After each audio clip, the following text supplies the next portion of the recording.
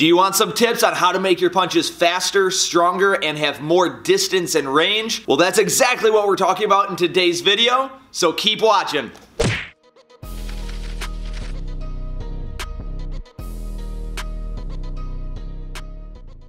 What's up, team? Welcome back to the Karate Playbook, where we help you gain your edge in your martial arts training and for competition. My name is Nick, and like I said, today we're talking about how to make your punches faster, stronger, and longer so you can get more range and have more impact when you're throwing them.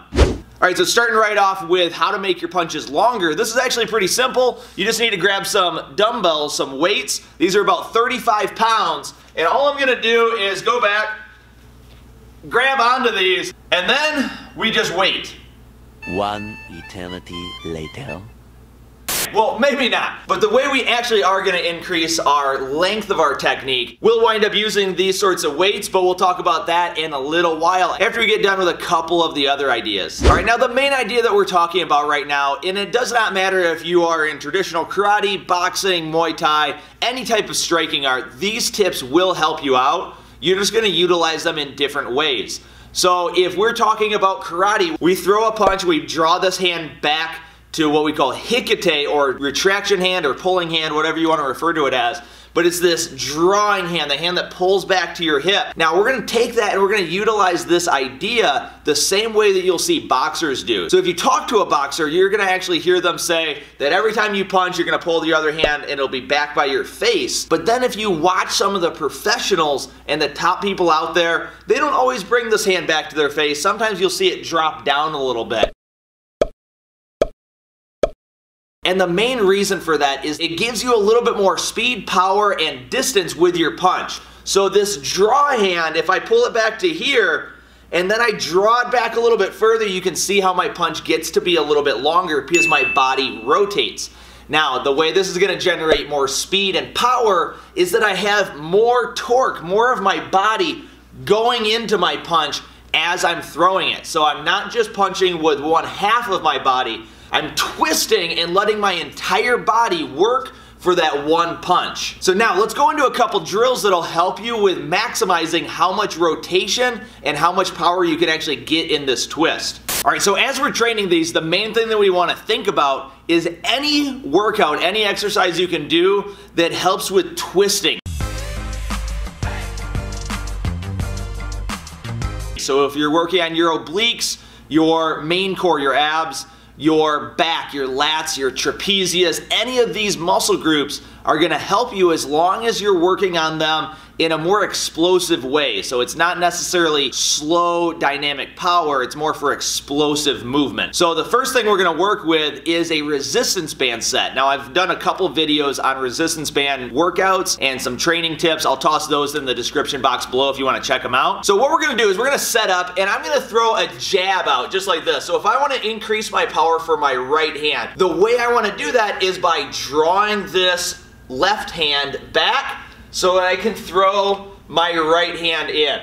So I'm going to be training this nice and slow at first so I can really build up the dynamic twist in my core. So I'm going to set up, put this punch out, and then twist as big as possible, and you might as well throw a punch. So instead of sitting here and just doing the twisting motion, make it part of your actual technique. So put this hand out there just like you threw a jab, and then twist, and make sure you're feeling it right in your core, and then twist back to a good guard.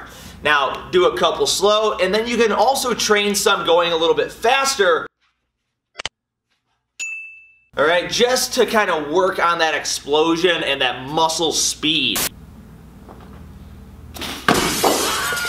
Alright, so for this next one, all you're going to need is some sort of a dumbbell, just like I showed you earlier, and then a block that you can use for balance. You can also use a chair. In this case, I'm going to use a plyometric jumping box right here, just because it's nice and soft and it makes it a little bit more comfortable, a little bit easier to do this. It's also adjustable. So, by the way, I'm going to put links to all of these training tools. Other than maybe the dumbbells, I might put a link to some of the kettlebells that I use for the same workout in the description box below. That way, if you wanted any, you can pick them up down there. It makes it super easy. But for this workout, all we're going to do is we're going to stand on one side of the block, and we're going to put the closest knee and hand right on there. Now I want to keep my back nice and straight. I don't want to hunch over like this. But what I'll do is I'll grab this weight, put my knee here, and then reach down as far as possible. Now my goal is to bring this back and twist my body up and bring it back down. Now make sure it's nice and slow and controlled. You don't want to let it drop because you can hurt your elbow or your shoulder.